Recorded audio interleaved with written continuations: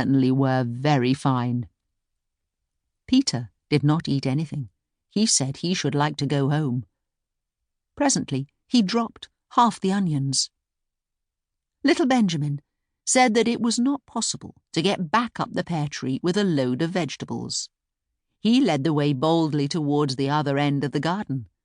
They went along a little walk on planks under a sunny red brick wall. The mice sat on their doorsteps, cracking cherry stones. They winked at Peter Rabbit and little Benjamin Bunny. Presently, Peter let the pocket handkerchief go again.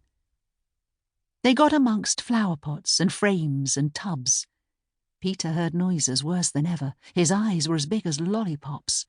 He was a step or two in front of his cousin when he suddenly stopped. This is what those little rabbits saw round that corner.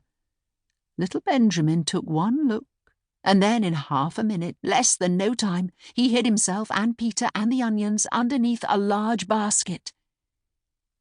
The cat got up and stretched herself and came and sniffed at the basket. Perhaps she liked the smell of onions. Anyway, she sat down upon the top of the basket. She sat there for 5 hours. I cannot draw you a picture of Peter and Benjamin underneath the basket, because it was quite dark, and because the smell of onions was fearful. It made Peter Rabbit and little Benjamin cry. The sun got round behind the wood, and it was quite late in the afternoon, but still the cat sat upon the basket. At length there was a pitter-patter, and some bits of mortar fell from the wall above. The cat looked up and saw old Mr. Benjamin Bunny prancing along the top of the wall of the upper terrace.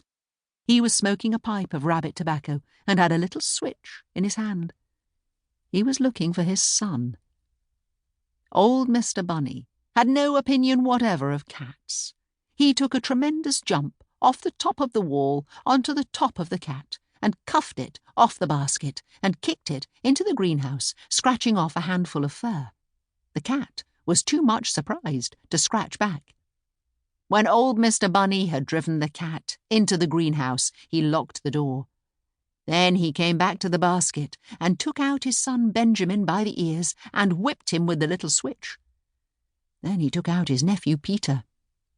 Then he took out the handkerchief of onions and marched out of the garden. When Mr. McGregor returned about half an hour later, he observed several things which perplexed him. It looked as though some person had been walking all over the garden in a pair of clogs, only the footmarks were too ridiculously little.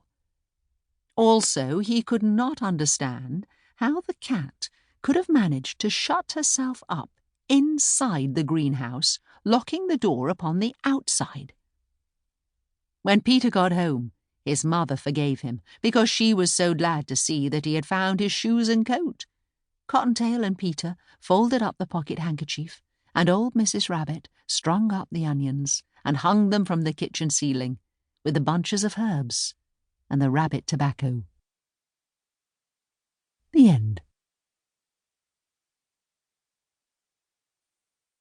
This recording of The Tale of Benjamin Bunny by Beatrix Potter was presented by Dreamscape Media LLC.